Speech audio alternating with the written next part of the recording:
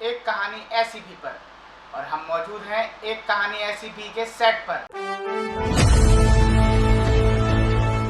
और आज हमारे गेस्ट हैं मिस्टर सोनू। आइए उनका स्वागत करते हैं तालियों के साथ।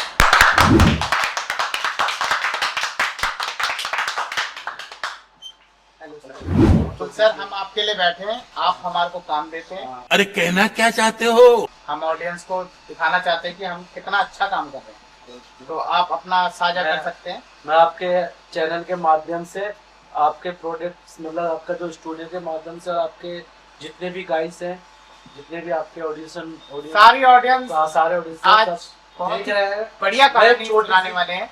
छोटी सी कहानी है मेरी, छोटी सी।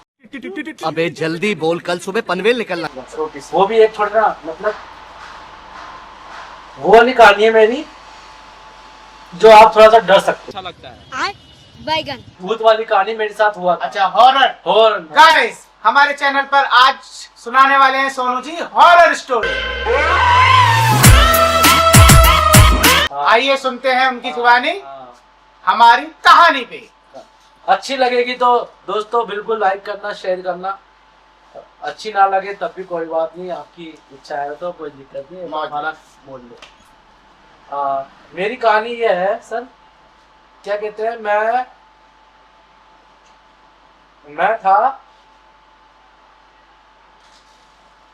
14 साल का। आप थे 14 साल। जी 14 साल का मैं था।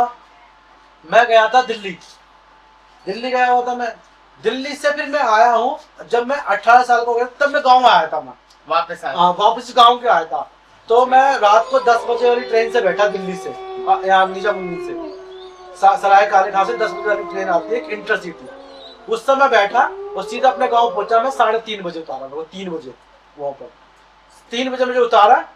3:30 बजे मुझे अपने गाँव में बस वाले ने मुझे अपने गाँव में छोड़ दिया। 3:30 बजे सोनू जी को बस वाले ने घर पे के सड़क पे छोड़ दिया।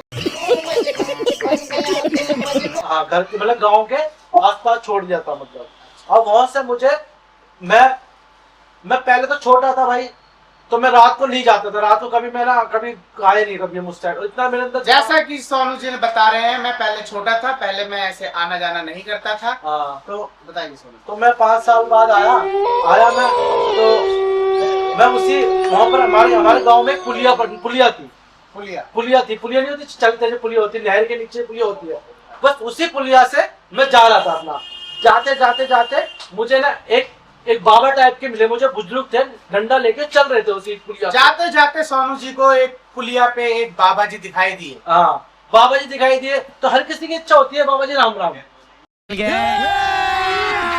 अभी मजा आएगा ना, भीड़ करने की इच्छा होती है। जब भी हम कहीं गाँव में जाते हैं किसी में, तो हमारे सोचते हैं हमारे गाँव का है बाबा राम राम। तो सोनू जी ने बाबा जी को राम राम कहा। हाँ, मैंने उनसे बोला राम राम। उन्होंने मेरे को कोई जवाब नहीं दिया। अच्छा। उन्होंने कुछ बोला ही नहीं। मैंने बोला यार नहीं बोला, कोई बात नहीं, गाँव के नहीं बोला। फिर मैं थोड़ा सा आगे चले गया। आगे जाता थोड़ा सा ना दूर जाके मैं देखा पीछे मुड़ के, बाबा अच्छा थोड़ा ना बुजुर्ग बाबा, सुना नहीं होगा, कोई बात नहीं। जैसे भी मैंने आगे अपना फेस करा, मैं अपने घर की तरफ मतलब अपने घर के आसपास आ गया था। मैं वहां की तरफ मुड़ा। जैसे मैं मुड़ा, वो बाबा मेरे पास आके और मेरे कंधे में हाथ रखने लग गया करके। बाबा जी ने सोनू जी के कंधे पे हाथ रख दिया। ऐसे रख के मेरे कंधे पे हाथ रखा। मैं जैसे उसने कंधे पे हाथ रखा, मैंने उसको देखा, मैंने चिल्लाने लग गया वहीं पर ही। मेरा क्या कौन है?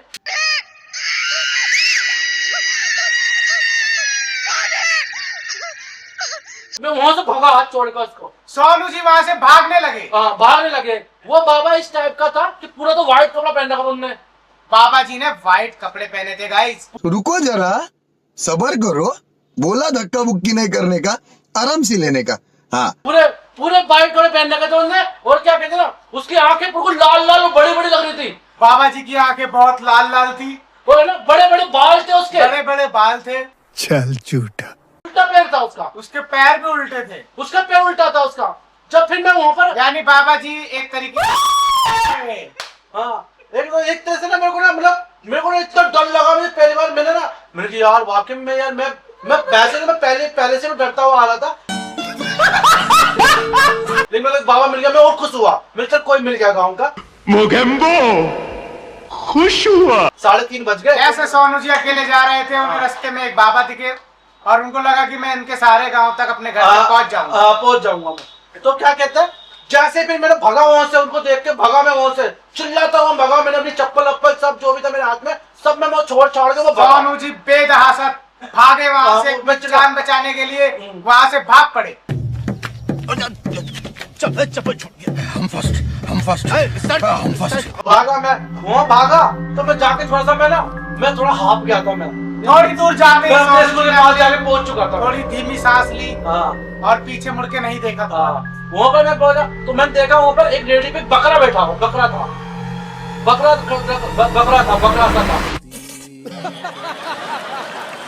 उस बकरे के पास जाके मैं थोड़ा सा ना तसल्ली से बैठ गया। उस बकरे ने मेरे को ऐसे डुक मारी उस बकरे ने मेरे को, वो 2-3 कुल्ला मांडी खा गया।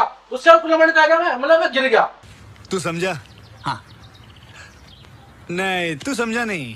एक बकरे ने सोनू जी को कुलावंडी खाने पर मजबूर किया। हाँ।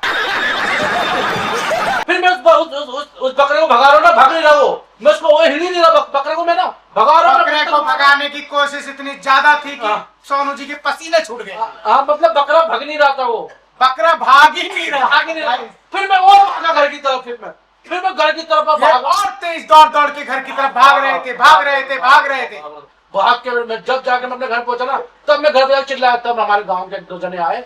नहीं सारुण के यहाँ कुछ तो गड़बड़ है, जरूर कोई ना कोई गड़बड़। मेरे साथ गए और देखे तो मैंने देखा वो बकरा भी नहीं था, ना वो रेडी थी, बकरे के ऊपर रेडी था, बकरे का रेडी का बकरा था वो भी नहीं था, ना मुझे कोई भूत था।